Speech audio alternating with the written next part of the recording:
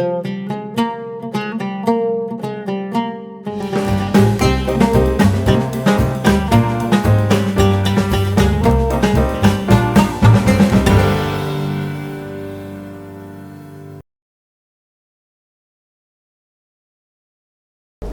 berbicara tentang peran cendekiawan Muslim dalam dinamika kebangsaan, itu sesungguhnya menarik untuk kita kaji, tidak terbatas pada masalah-masalah politik, tetapi juga masalah-masalah sosial, masalah-masalah keumatan, dan berbagai bidang, termasuk juga ekonomi kerakyatan. Itu juga perlu kita tarik itu peran kebangsaan para cendekiawan, karena bagaimanapun saya menyebut mereka adalah orang-orang yang memiliki ketulusan yang tinggi. Mereka berkiprah, berkarya, mendedikasikan kemampuannya itu semata-mata karena panggilan, bukan karena keinginan, bukan karena kepentingan-kepentingan. Oleh karena itu kajian mengenai hal ini bisa kita ambil lokusnya atau waktunya dari zaman kesejarahan sebagaimana terjadi pada zaman keemasan Islam, atau kalau kita tarik ke Indonesiaannya adalah di zaman sebelum Indonesia merdeka, di zaman kita sekarang, dan bahkan di masa depan bangsa ini. Saya kira ini yang pokok dari kajian atau tema peran cendekiawan Muslim dalam dinamika kebangsaan. Terima kasih. Sama-sama ya.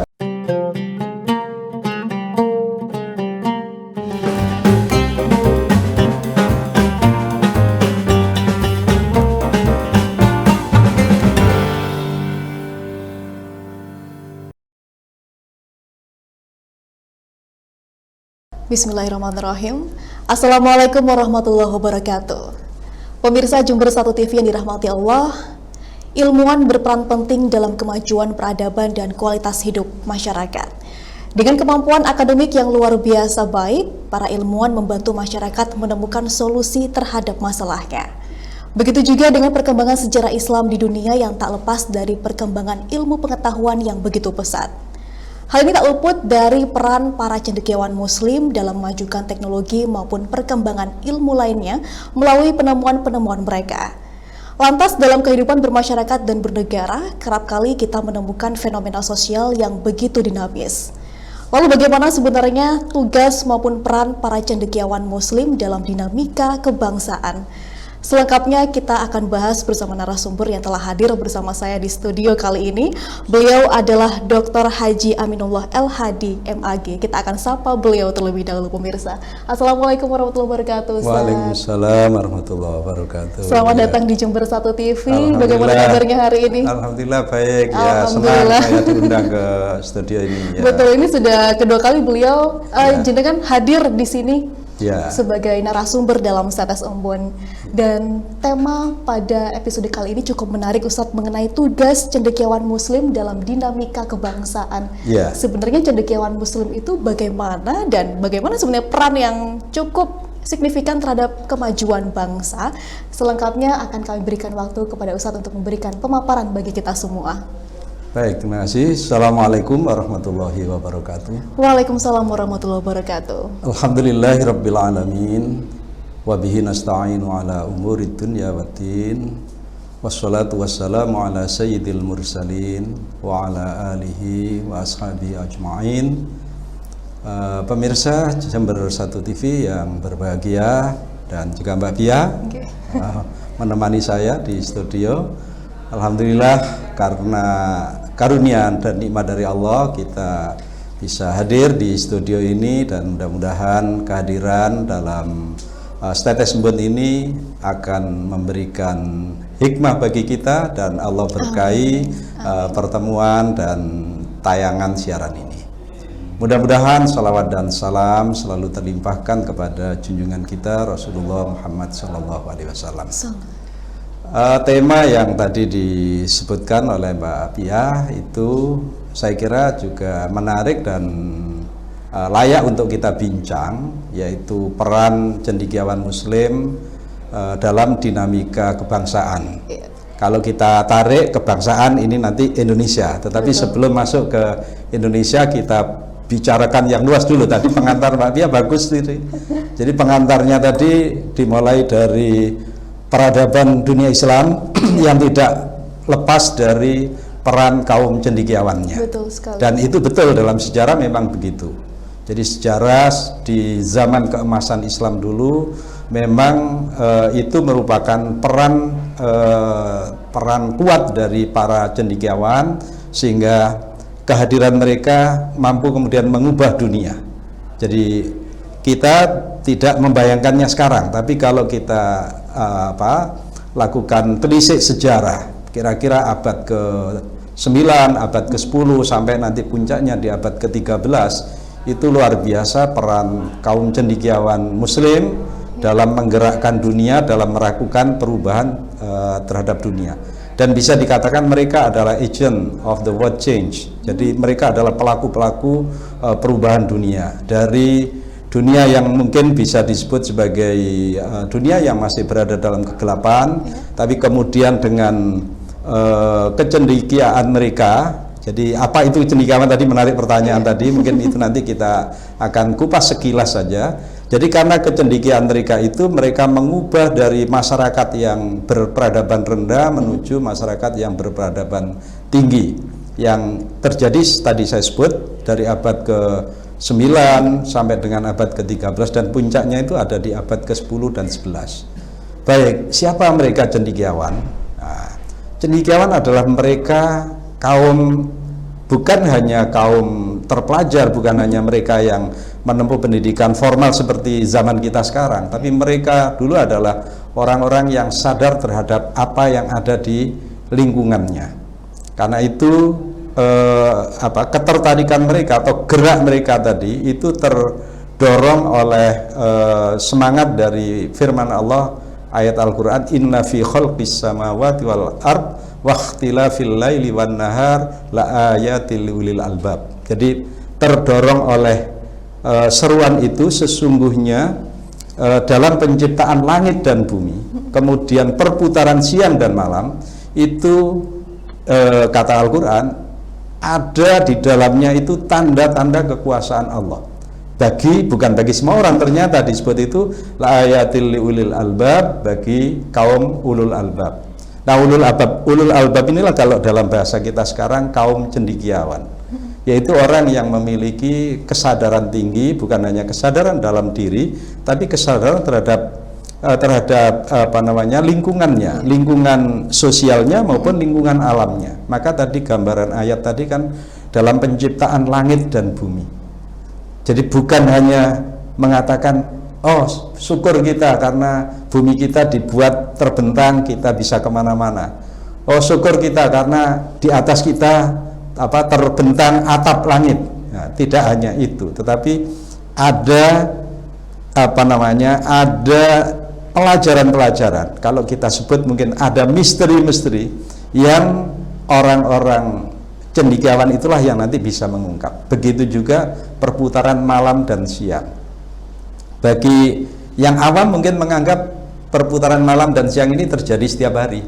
12 jam malam, 12 jam siang. Besok malam lagi, siang lagi gitu. Tapi di mata kaum cendekiawan ini ada nilai yang kemudian mereka ungkap, dan itulah yang nanti menghasilkan peradaban baru di dunia Islam dengan lahirnya tokoh-tokoh besar. Mungkin nanti kalau ada waktu kita coba sebut di antara mereka. Kemudian bahwa kalau kita tarik kepada tema kita tadi dalam peran kebangsaan, ya, maka begitu juga yang ada di negeri kita, bahwa Indonesia merdeka ini atau Indonesia berdiri ini tidak lepas juga dari peran kaum cendekiawan. Kalau tadi saya sudah memberi statement atau pernyataan bahwa cendekiawan itu bukan hanya mereka yang menempuh pendidikan formal lalu selesai. Kalau dulu bahkan pendidikan formal itu sangat langka. Kita jumpai siapa mereka yang berpendidikan formal, tapi siapa yang memiliki kecerdikan, memiliki jiwa smart, memiliki jiwa cerdas yang dilandasi oleh ilmu dan dan hikmah, itulah mereka yang disebut dengan kaum cendekia tadi. Kalau kita telusur sejarah ke belakang dari zaman sebelum kemerdekaan sangat banyak, sangat panjang. Tapi kalau kita ambil ringkasnya saja, yaitu di zaman sejak era kebangkitan nasional. Kebangkitan nasional ini kan di awal abad ke-20 ya. Kalau simbolnya itu kan simbol lahirnya Budi Utomo. Itu saja, simbol kesejarahan. Tapi bukan hanya itu. Yang dicatat memang Budi Utomo, tapi banyak sekali. Misalnya kita temukan tadi tokoh-tokoh di Budi Utomo. Kemudian kalau kita menyebut cendekiawan Muslim misalnya, ada sosok Kiai Haji Ahmad Dahlan, pendiri Muhammadiyah, ada sosok Kiai Haji Muhammad Hasyim Asy'ari, pendiri NU, dan sejumlah tokoh yang sudah berkiprah untuk memajukan bangsa, memajukan masyarakat jauh sebelum Indonesia merdeka, itu karena kecendekiawan mereka. Ya, begitu juga di zaman-zaman jelang kemerdekaan. Jadi jelang kemerdekaan kita sebutlah misalnya Insinyur Soekarno. Insinyur Soekarno itu adalah seorang cendekiawan, meskipun beliau bergelar insinyur ya. Kemudian saya menyebut juga beliau adalah cendekiawan Muslim, meskipun mungkin banyak orang yang menyebut beliau adalah seorang nasionalis. Tapi menurut saya tidak perlu ada dikotomi nasionalis dan agamis gitu ya. Jadi antara kaum agama dan kaum nasional tidak perlu ada dikotomi. Tetapi saya melihat kenapa saya menyebut tadi Insinyur Soekarno itu masuk, karena beliau punya latar belakang juga keislaman. Latar belakang terutama keluarganya yang di Bengkulu sana itu mempunyai latar belakang keislaman. Ya. Kemudian tokoh-tokoh di sekitar itu, jadi tokoh-tokoh yang turut dalam panitia persiapan kemerdekaan misalnya, itu misalnya di sana ada Profesor Kahar Muzakir, kemudian ada mungkin ada juga Kiai Haji Abdul Wahid Hasyim, ada Mr. Kasman Singodumingjo, dan masih banyak lagi saya tidak hafal ya, mungkin para guru sejarah lebih hafal untuk menyebut itu. Itu adalah sejumlah cendekiawan Muslim yang mungkin kita jarang menyebut mereka sebagai cendekiawan Muslim karena kita lebih tertarik ketika menyebut mereka adalah para negarawan, karena mereka memang berkiprahnya dalam dunia politik persiapan menjelang kemerdekaan. Nah itu di masa itu. Di masa setelahnya, di masa setelah kemerdekaan, tentu juga peran kaum cendekiawan Muslim masih sangat banyak, deretannya panjang kalau kita harus sebutkan. Kalau saya ingin menyebut satu saja, misalnya, mungkin banyak orang tidak terlalu sering menyebut kalau misalnya Profesor B.J. Habibie adalah seorang cendekiawan Muslim. Banyak orang lebih menyebut Profesor Habibie adalah ahli pesawat terbang, misalnya begitu. Jarang juga yang menyebut beliau sebagai seorang politikus, meskipun beliau sempat menjadi presiden RI, menjadi wakil presiden, lalu presiden gitu ya. Tapi jarang orang menyebut beliau sebagai itu, tapi lebih kuat orang menyebut Profesor Habibie adalah seorang ilmuwan, karena memang keilmuannya lebih dominan. Beliau juga seorang cendekiawan Muslim, saya melihatnya. Kalau disimbolkan dengan organisasi formal, beliau juga termasuk yang dulu membidani berdirinya Ikatan Cendekiawan Muslim se-Indonesia itu ya. Dan masih banyak, tidak berhenti sampai dengan nama-nama yang kita sebut. Sampai sekarang pun para cendekiawan masih terus berkiprah dalam memikirkan bangsa ini, negara ini. Maka tadi kalau kita sebut, atau kalau disebut Mbak Pia tadi, peran kebangsaan atau dinamika kebangsaan itu bukan hanya manusianya, tetapi negerinya ini juga. Jadi dipikirkan. Jadi kebangsaan itu meliputi manusianya sendiri dan hal-hal yang berkaitan dengan negara ini. Gitu. Karena negara kita memang negara bangsa ya. Negara Betul kita sekali. Ini adalah disebut nation state ya. Jadi negara Indonesia. Kenapa disebut Indonesia? Karena bangsanya disebut bangsa Indonesia.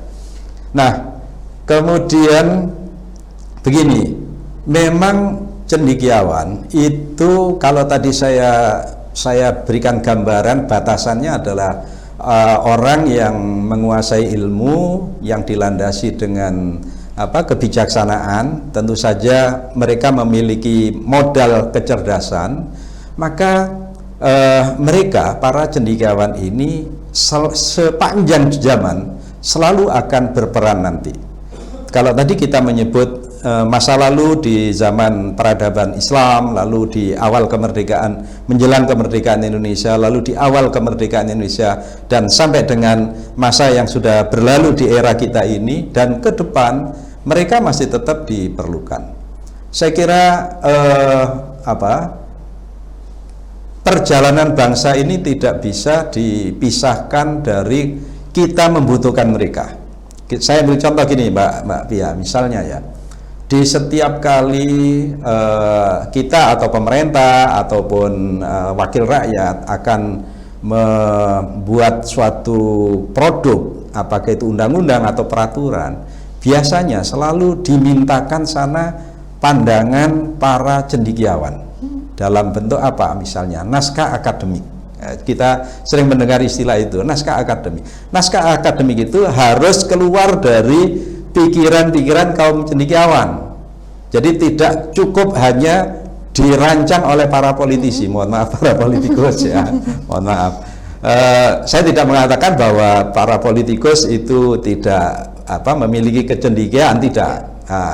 Saya kira sekarang juga banyak politisi yang juga berlatar belakang kecendekiawanan ya, dari latar belakang para akademisi dan sebagainya. Tetapi secara formal memang kaum cendekiawan itu memiliki karakter yang khusus. Kenapa? Karena mereka berbuat, mereka bekerja itu didasari dengan kemampuan kecendekiaannya itu tadi. Jadi saya menyebut tadi kecerdasan yang ditopang dengan ilmu dan wisdomnya. Jadi wisdom. Mereka itu punya wisdom, punya hikmah. Kalau dalam bahasa Arab itu disebut hikmah. Hikmah itu bukan hanya kebijaksanaan dalam bahasa kita sehari-hari, tetapi segala kebaikan yang tinggi, sebagaimana Al-Quran menyebut Allah mengatakan begini, yu'til hikmata may yasha. Allah itu memberi hikmah kepada siapa saja yang dikehendaki. Wa may yu'tal hikmata faqad utiya khairan katsira. Siapa yang diberi hikmah oleh Allah berarti dia diberi kebaikan yang banyak. Maka wisdom atau kebijaksanaan itu bukan hanya kebijaksanaan seperti yang kita pakai dalam bahasa kita sehari-hari, tetapi itu adalah segala macam kebaikan. Kebaikan apa? Kebaikan material, kebaikan fisikal, maupun kebaikan yang imateri. Kebaikan imateri termasuk di dalamnya adalah kecerdasan, kearifan, kehalusan budi, kedalaman rasa, kedalaman pikiran, pokoknya segala yang positif itulah al-hikmah. Dan itu ada pada para cendekiawan. Kalau yang cendekiawan muslim tadi disebut oleh ayat Al-Quran tadi, mereka itu adalah ulul albab gitu. Itu Mbak, mungkin bisa digali oleh Mbak Fia, silakan. Baik, Ustaz. Masya Allah, ini luar biasa sekali bahwasanya cendekiawan adalah orang-orang yang memiliki wisdom juga, dan dalam wisdom itu terdapat sebuah hikmah yang arti dalam besarnya adalah sebuah kebaikan yang luar biasa diberikan oleh Allah dalam suatu bentuk rahmatnya. Ya, kalau saya menyebut bukan sebuah kebaikan, tapi segala macam kebaikan. Segala macam kebaikan ya. Iya. Nah, untuk klasifikasi atau golongan dari cendekiawan itu sendiri, apakah bisa dikatakan mereka yang para sarjana atau orang-orang yang harus terpelajar terlebih dahulu, Ustadz? Iya, secara sempit ya, kalau kita berangkat dari predikat-predikat formal, cendekiawan itu adalah mereka yang disebut sarjana, mereka yang disebut terpelajar. Tetapi itu bukan makna yang sesungguhnya, bukan makna yang sejati, karena itu adalah makna yang artifisial saja. Itu makna yang ditempelkan saja. Jadi gini, kalau Mbak Pia kuliah, saya kuliah, lalu diuji oleh dosen, dinyatakan, oh sudah kamu bisa, maka dilabelilah atau diberilah saya sertifikat atau ijazah. Oh, kamu bergelar sarjana. Ini sarjana ini, sarjana ini. Sehingga pengetahuan kita itu diakui oleh penguji kita, oleh dosen kita tadi. Tetapi jangan lupa itu hanya dalam bidang itu saja gitu loh. Dan dalam materi yang ditanyakan oleh penguji kita. Memang kita tidak mengingkari itu juga bagian dari bentuk apresiasi atau pengukuhan sosial kepada orang yang telah menempuh perjalanan akademik tadi. Betul. Tetapi bukan itu yang sejatinya. Ya, itu tadi saya menyebut itu artifisial.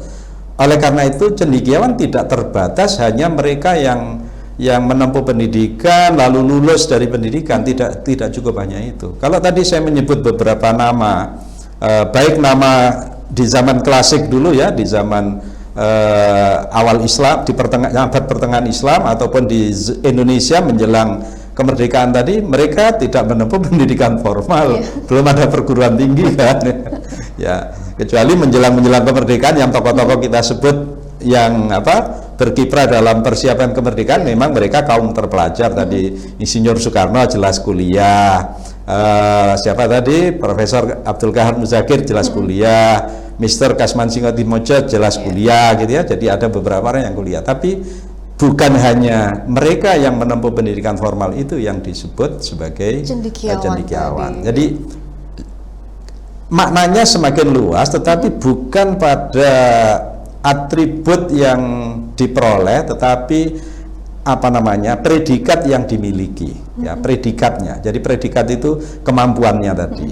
Tadi kita menyebut apa tadi? Orang yang memiliki ilmu, memiliki kecerdasan, yang berdiri di atas hikmah gitu tadi ya. Ya itu. Jadi itu cendekiawan secara umum. Tapi definisi itu bisa saja berubah tergantung dari sudut pandang mana si pemberi definisi itu. Nah, saya memberi definisi yang lebih longgar tadi ya.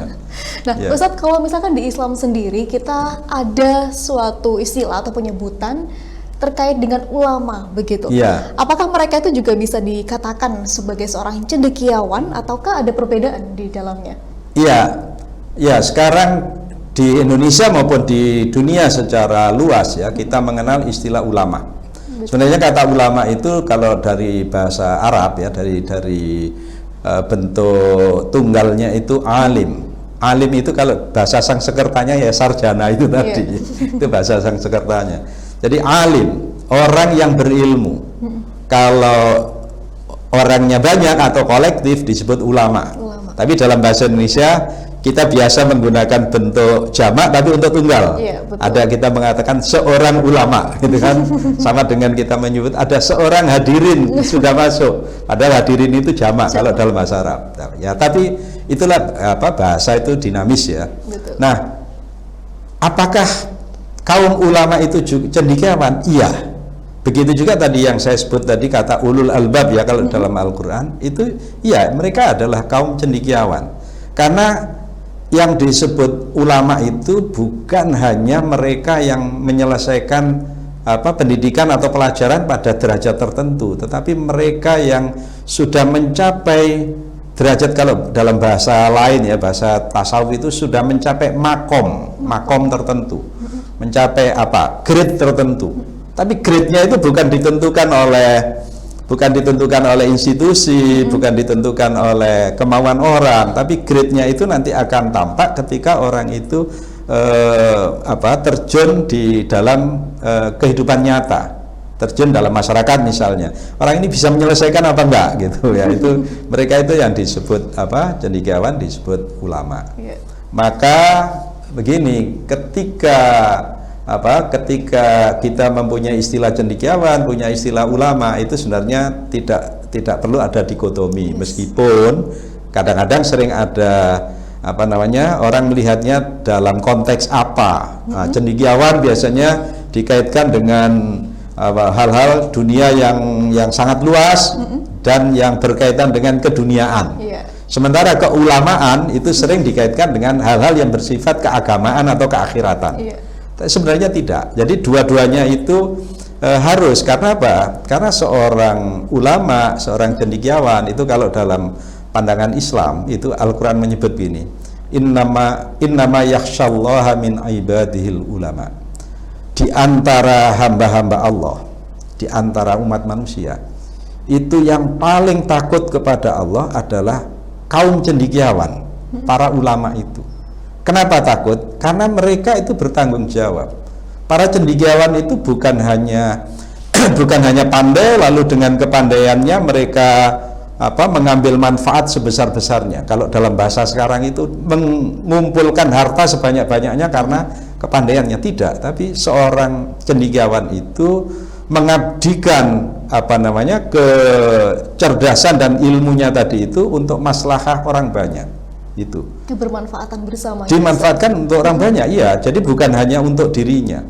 Kalau dirinya mendapat itu adalah hal yang biasa, itu sunnatullah ya, itu hukum kausalitas.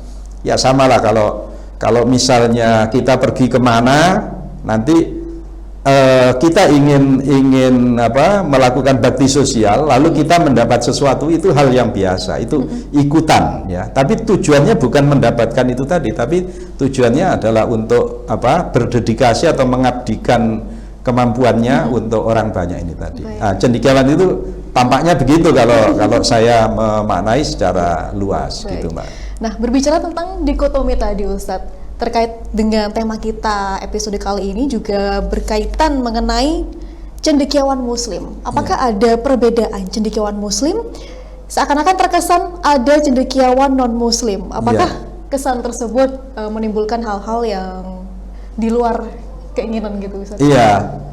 Jadi tentu istilah cendekiawan Muslim itu untuk melabeli identitas. Jadi kalau menurut saya identitas itu penting juga. Meskipun ada orang mengatakan lepaskan identitas. Menurut saya tidak. Identitas itu tetap perlu.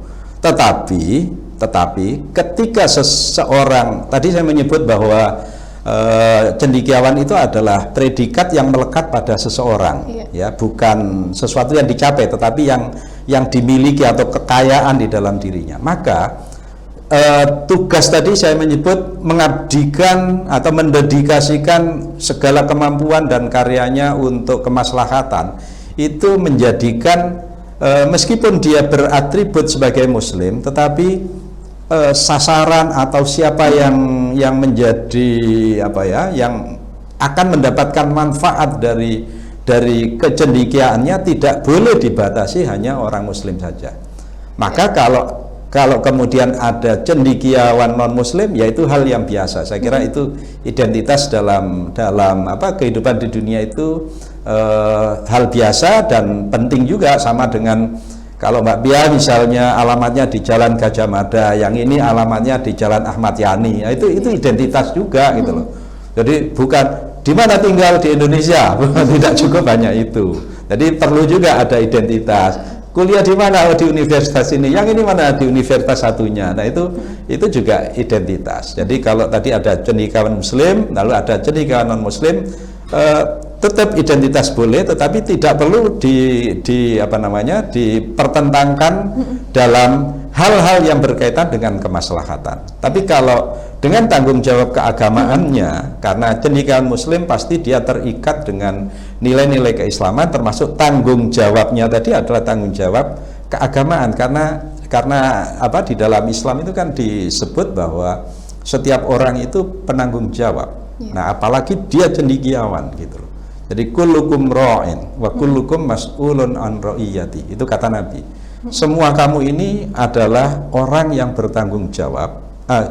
Semua kamu adalah orang yang memiliki kewilayahan, ya, kewilayahan, bukan wilayah teritorial pemerintahan atau teritorial tanah, bukan, tapi kewilayahan. Wilayah apa? Misalnya tadi wilayah keilmuan, wilayah sosial, wilayah apa? Nah, wa kullu ra'in mas'ulun an ra'iyati. Semua orang yang memiliki kewilayahan itu harus bertanggung jawab. Nah, cendekiawan Muslim juga begitu, terikat dengan tanggung jawab menurut Islam. Maka kalau misalnya saya punya teman seorang cendekiawan Muslim kok ternyata tidak menepati itu, maka dengan bahasa agama saya mengatakan kullukum ra'in wa kullukum mas'ulun an ra'iyati gitu.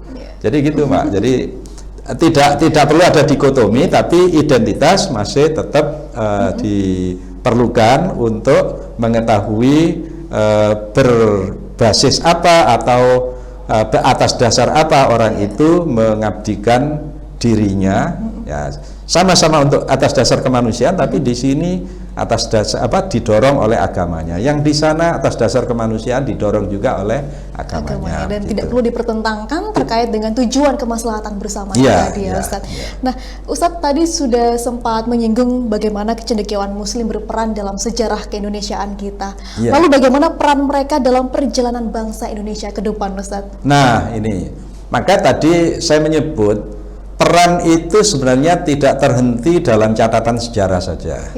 Jadi tidak terhenti hanya ada di masa lalu, tadi kita menyebut abad 8 sampai abad ke-13, tidak berhenti situ, tidak hanya berhenti di masa di era kebangkitan nasional Indonesia atau di era kemerdekaan Indonesia atau di era baru sekarang, tidak, tapi terus ke depan kaum cendekiawan harus selalu bersiap sedia untuk mendedikasikan kemampuannya untuk perjalanan bangsanya di masa yang akan datang. Jadi mereka harus tetap dan saya kira dan saya berharap baik pemerintah maupun para politisi tetap menjadikan mereka sebagai referensi, sebagai rujukan, sebagai tempat untuk bertanya, sebagai tempat untuk konsultasi, karena mereka itu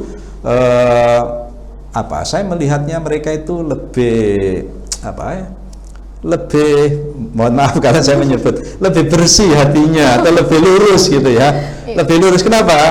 Karena mereka itu tidak terlalu berat bebannya dengan keinginan-keinginan atau kepentingan-kepentingan. Mohon maaf kalau pada profesi tertentu kan berat keinginannya, berat kepentingannya. Kaum cendekiawan itu mestinya enggak, kalau menurut idealnya kaum cendekiawan, karena mereka itu terpanggil oleh itu tadi, oleh wisdom yang dia miliki itu. Betul. Jadi saya harus memberikan dan saya harus berbuat apa, seperti yang dinyatakan oleh orang-orang bijak itu, Mbak. Jadi apa yang bisa saya berikan, bukan apa yang akan saya dapat, bukan.